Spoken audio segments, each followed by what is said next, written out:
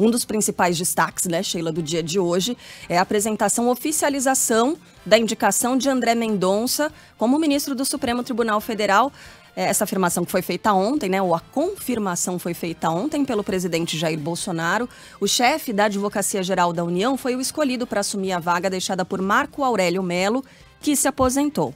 O nome de André Mendonça ainda precisa ser aprovado pelo Senado. Ontem, Jair Bolsonaro destacou o perfil do indicado ao STF. O público evangélico, que está na casa de 40% do Brasil, merece uma pessoa aqui dentro. Agora, além de ser evangélico e pastor, ele tem um profundo conhecimento das questões jurídicas. Ele tem um passado invejável e é uma pessoa extremamente equilibrada. Então, esse é André Mendonça. Conversando com o Rodrigo Aidar nesses últimos dias, a gente estava trocando muitas ideias, né? Sobre essa indicação, quem seria, quem não seria. Até no dia em que o presidente da República, numa reunião com ministros, lançou ali o nome de André Mendonça, talvez naquela estratégia do balão de ensaio, né? Quando você joga o nome para saber como é que ele vai ser recebido pela opinião pública. E, bom, o André Mendonça, ele sofre uma certa resistência, né, por parte de alguns parlamentares, porque ele vem daquela época, daquele período em que o presidente da República e toda a equipe defendia o combate à corrupção como pilar principal do governo. Sérgio Moro foi ministro da Justiça, né? Então ele carrega essa coisa lavajatista nele e isso acaba incomodando alguns parlamentares. Dentro do próprio Senado, alguns parlamentares encontram uma certa resistência e há quem diga que, presidente Jair Bolsonaro, ele pode ser o seu Fachin, né? Assim como o ministro Fachin, indicado por Dilma Rousseff, dentro do STF, não tomou decisões para aliviar a barra do PT, não. Muito pelo contrário, né? Na Operação Lava Jato, ele pegou bem pesado, mão muito firme. Então, há quem diga isso, quem tenha uma certa resistência ao André Mendonça. A gente, obviamente, vai conversar isso com a Dora Kramer mais tarde, né, Sheila? Hoje é terça e tem a Dora para falar sobre esse assunto, sobre STF, também sobre essa nova carinha aí de Jair Bolsonaro, mas calma, já. Ainda falando em STF, o presidente do Supremo Tribunal, o ministro Luiz Fux, pediu para que Jair Bolsonaro respeite os limites da Constituição.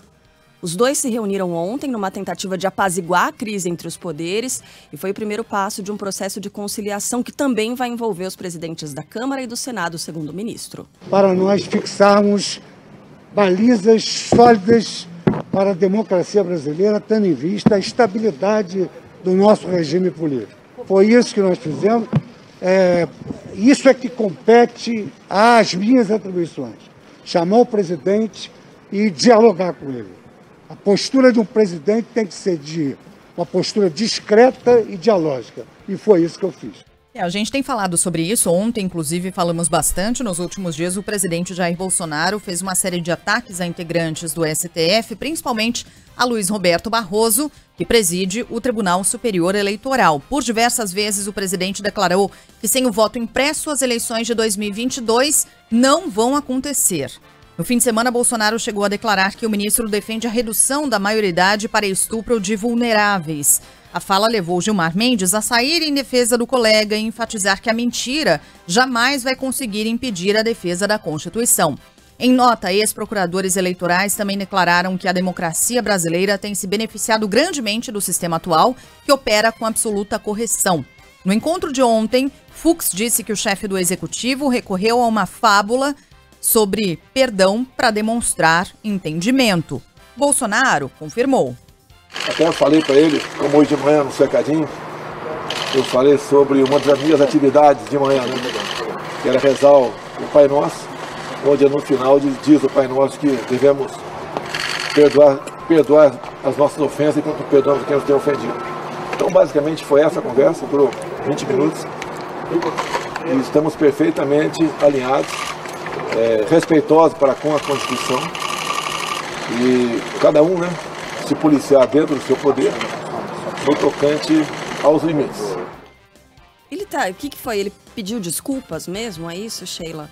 Porque o próprio portal do STF, dia 10, foi no sábado, né? Sábado à noite. Isso, sábado. Do sábado à noite, o portal do STF publicou sabe aquela checagem que é feita agora por portais da internet? A gente mesmo tem um projeto que comprova aqui, Isso, né? faz a verificação dos fatos, né? Se reais ou mentirosos. Desmentir as fake news. E o próprio portal do Supremo Tribunal Federal postou aqui um Verdades do STF, hashtag Verdades do STF, dizendo: é falso que Barroso defenda a redução da maioridade para estupro de vulnerável. E coloca no texto aqui: o presidente da República erroneamente afirmou que o ministro defende a redução da maioridade penal para estupro de vulneráveis e que isso beira a defesa da pedofilia. Que foi o que o presidente disse, algo gravíssimo. Então, foi uma crise institucional enorme que se gerou a partir dessa fala do presidente, que talvez não tenha tido tanta repercussão por ter sido divulgada, vociferada, falada, enfim, no fim de semana, né? Num sábado, naquele evento, no passeio de moto do presidente em Porto Alegre. Porque é uma fala pesadíssima. E a crise institucional que se configurou a partir dessa fala, ela agora se mostra, né? O tamanho dela começa a ser colocado. Certamente, esse encontro entre o presidente do STF e o presidente da República, ele tratou, é claro, da indicação de André Mendonça como novo ministro, mas certamente houve ali um tom de cobrança e vindo no ministro Barroso, porque foi o ministro pessoalmente atacado. É claro que ele, enquanto comandante do Tribunal Superior Eleitoral, né, já que o presidente está nessa cruzada aí contra o voto eletrônico, mas você imagina, Sheila, o seu nome estar envolvido em defesa, beirar a defesa da pedofilia. Não pode ser.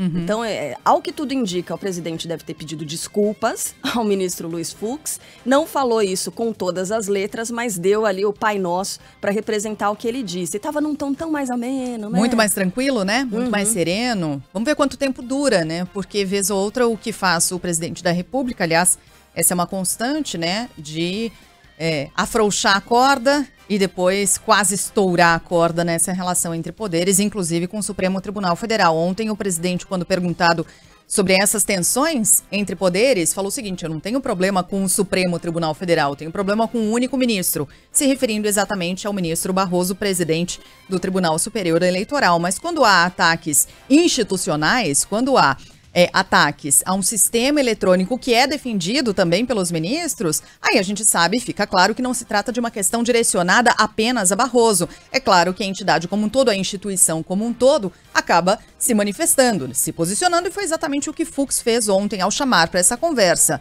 Quando você chama para uma conversa um presidente da República, é claro que a questão de fundo é você tentar apaziguar os ânimos, atenuar, mas vem cá, ninguém chama pra falar, vamos tomar um chá, um café aqui, meu amigo, né? Olha, por favor, você pode parar de usar esses termos pesados, né, churros, pedofilia e tal, é algo que não convém, não se caracteriza em nada que o ministro... Imagina que foi isso. Imagino que o tom da conversa não tenha sido esse, talvez tenha sido no seguinte sentido: olha, presidente, Polícia Federal começa a investigar o senhor por prevaricação, né? A gente tem o andamento da CPI acontecendo.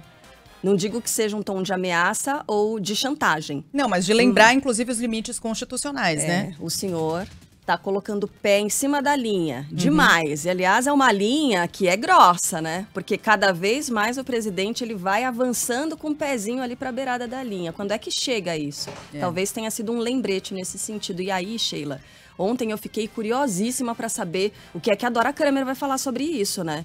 Sobre os sinais. Eu quero que ela interprete os sinais do presidente, aquele tom. Ele puxou um Pai Nosso no meio da entrevista coletiva que ele estava concedendo ali para os jornalistas também, né? O que é isso? O que tudo isso quer dizer? Ah, Dora Kramer, não vejo a hora. Ali por volta de 8h42, 8h43, a Dora vai estar com a gente lendo todos esses sinais.